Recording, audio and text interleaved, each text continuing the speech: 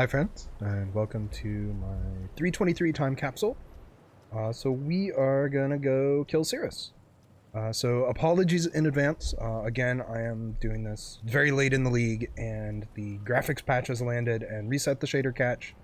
So I'm on DX11 where normally I use Vulkan, and things may be a little slow or invisible. So apologies there. So let's talk a little bit about the league as a whole. So Affliction League as a whole, the super TLDR was that you go into a wildwood, spawn wisps, and sort of run into events in the wildwood, this alternate universe, and then take the wisps back with you into the actual map to empower your enemies. And so in empowering your enemies, the enemies also give you a ton of extra loot. So item quantity, item rarity, additional currency drops, all of that thing.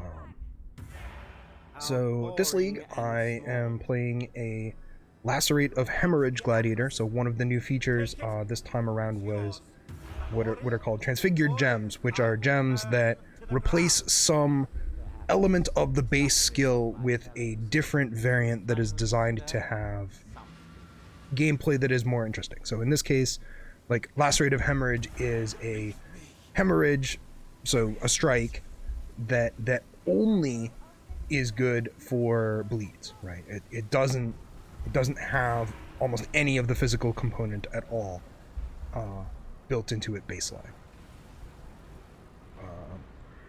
So yeah, the character's focused around bleeds,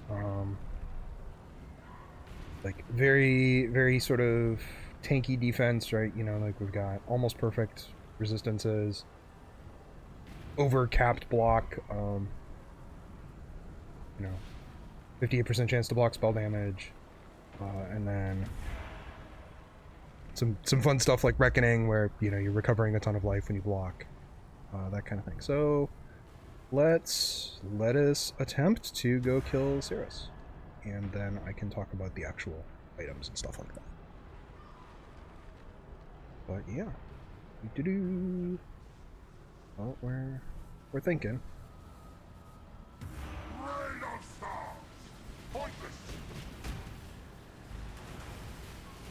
So this character is relatively low damage, but fairly durable, hopefully. Now that I've said that, I'm probably going to die in some hilariously embarrassing way. Whoop, like standing in DJ.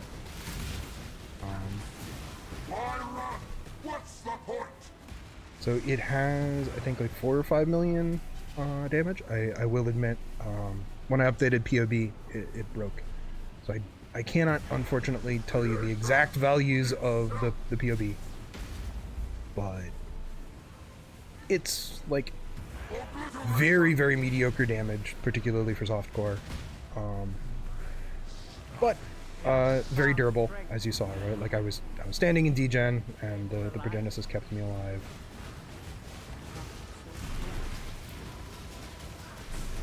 And by and large, I'm just getting a ton of recovery from blocking things. I block things all the time. I have like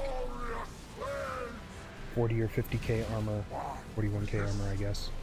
Which is not like armor stacker numbers by any stretch of the imagination, but given that I'm using a unique shield that it doesn't have a ton. Oh, okay, well, you're out and about. Come back down.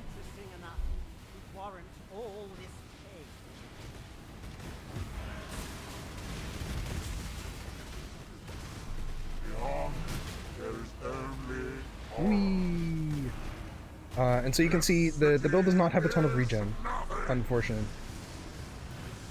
It is pretty much depending on Enduring Cry as the primary source of regen there, along with Blood Rage for Leech. Ready to come down? Not quite yet.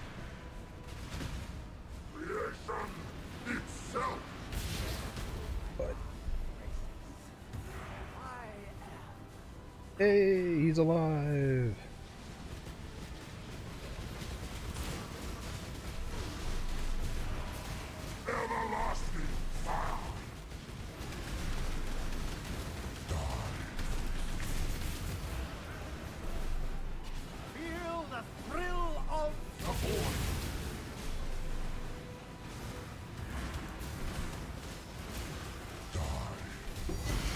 Hey, okay.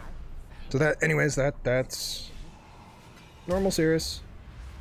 So let's go back to the hideout and talk about the build.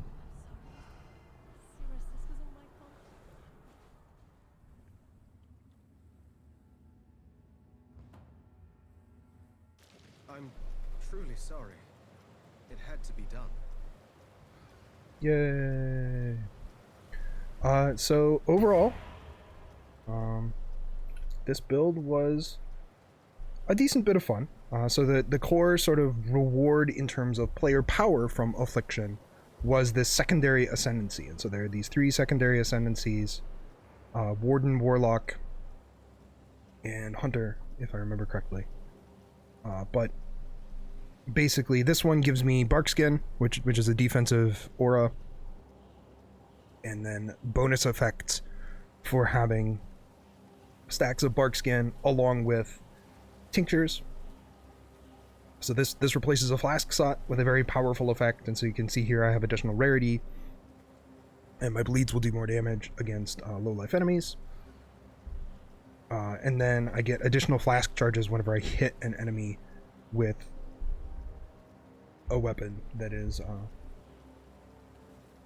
triggering a tincture effect. So this was sort of the starter tree, to be honest. Like there are fun things like if you turn off sockets, like Barkskin's a lot of free defense while you're leveling, and then you can just sort of get arbitrary power without actual sockets on your gear. So it was this was not the tree that most people played. Most people played the tree that gave you an additional bag and charms and things like that. Well, let's go over the tree. So we have just, fairly standard melee, right? Like you're picking up max life nodes. Because this is a gladiator, we're picking up a ton of different block nodes. We have a lethal pride that is adding on a bunch of additional effects to these various nodes. This one is like solidly mediocre. We just wanted some increased physical damage as sort of the primary value there.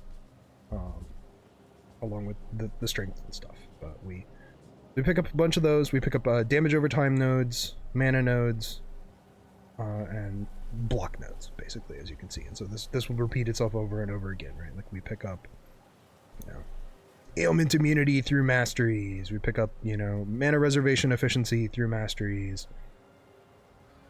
Bonus to the Cruelty gem that does additional damage. Beyond that, we're using an axe, pick up the axe tree. We're bleeding, pick up a bleed tree. Here, I couldn't fit a banner in people who were using, because I'm using the Barkskin, which does take up reservation.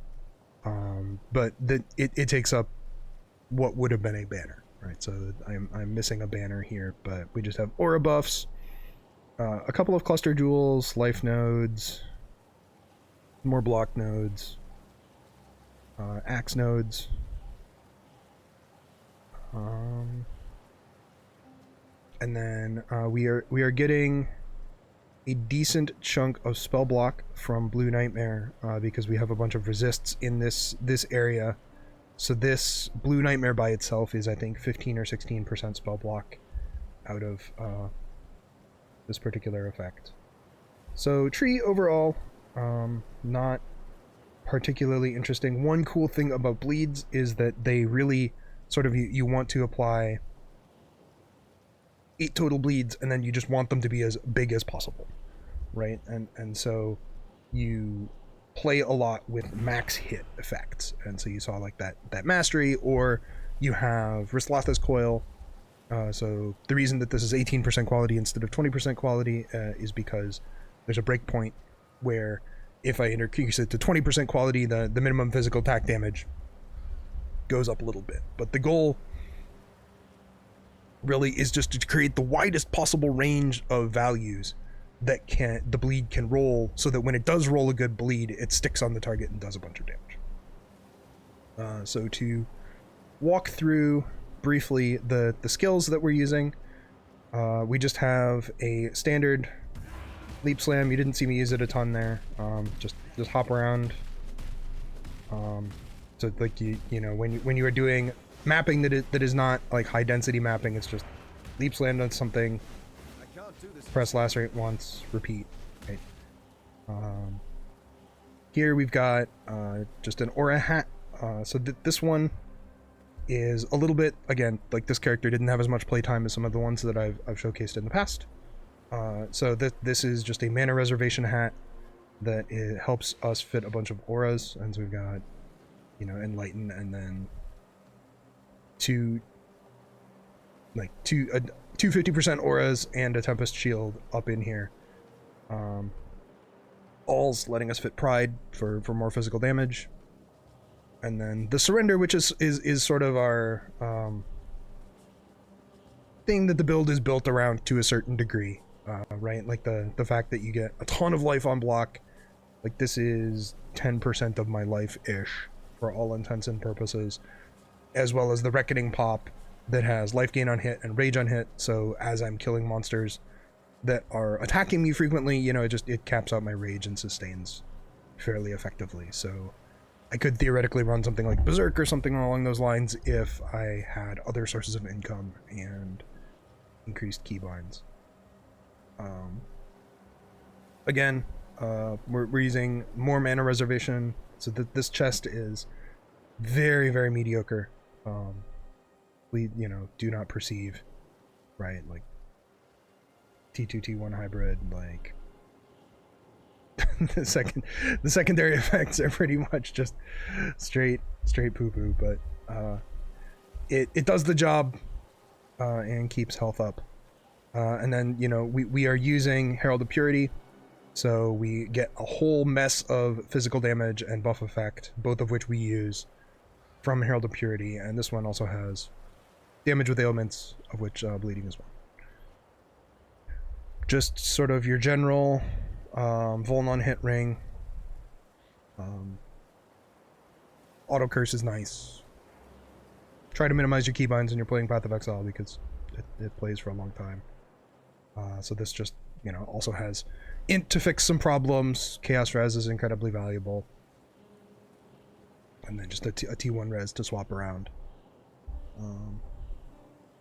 Yeah, the gloves, again, this is just pure mid-stage gearing. I don't have tons of suppress on stuff like I should. You can see I'm just getting oodles and oodles of resist and then crafted life. The Rislatha's Coil, as mentioned, this is massively increasing our damage range. And then a pair of boots. So you can see in like one or two places I have rarity showing up. It's just because it's the league, right? Like it compounds itself, and so a little bit goes a long way. Nothing too exciting in the flasks. Just like when you're on low life, be an instant flask. Generally speaking, panic aside, in the Sirus fight, you shouldn't need to press the flask all that often. Because you have Progenesis, and Progenesis just sort of adds stagger to your character and is absurdly wonderful. The tincture, as mentioned, there's a bunch of different tinctures. I can't do this just yet. Let's see, I can show you some of the other ones. Where did I stash them? Yeah, so like there's like Culling Strike. Yeah, sorry, it's been a bit. Various other things, but there's basically a whole host of effects that you can get on tinctures that are neat. These are the charms that you can get that would replace the bonuses that you get from the tincture. It's a bottled faith, right? Just you want this for the damage debuff and the regen, and then an armor flask. That this, in conjunction with some other reduced cursed effect, means that curses are effectively just not a mod for me. So in terms of the tree, let's talk jewels.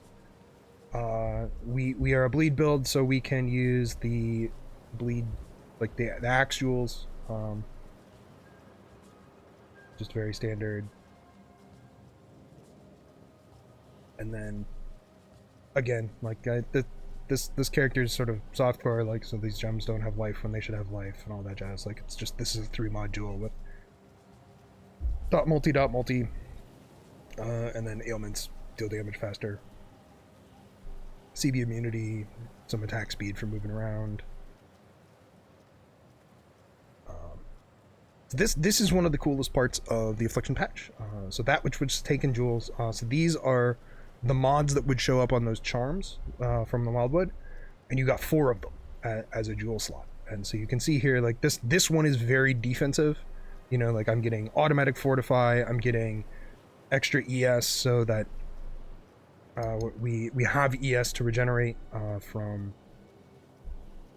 these nodes up here, right? Like, you know, if I didn't have that ES conversion, I wouldn't have any energy shield at all, and so the extra energy shield would be wasted. And then 5% life on flask. Like, there were some really cool builds this league that just stacked this life on flask mod to get like 40% life on flask, and then would just just never die. And then area of effect for endurance charge is just sort of a nice to have bop around. There's other fun mods like completely ignoring armor whenever you block, stuff along those lines.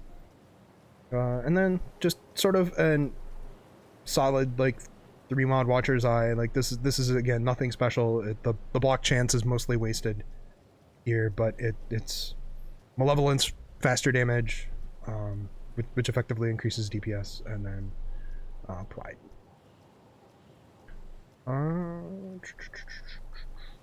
Anything else super important? Yeah, sorry. So we got an impossible escape. That's how we're getting safeguard and sovereignty. And if the character had gotten to 100, I would have also had these nodes here, or maybe another medium cluster. But this actual cluster down here, you can see we have Battle Hardened and Ironbreaker. Just getting a source of overwhelm, getting additional increased Phys damage. And so they just provide options more than that. So yeah, overall, this was a very fun league. It completely shattered the economy in all sorts of interesting ways. If you missed out, I'm sorry. It will probably be a while till we have a league as lucrative as this. But thank you for watching, and hope you were mildly entertained with me standing in the fire. Take care, and I'll see you in 324, friends.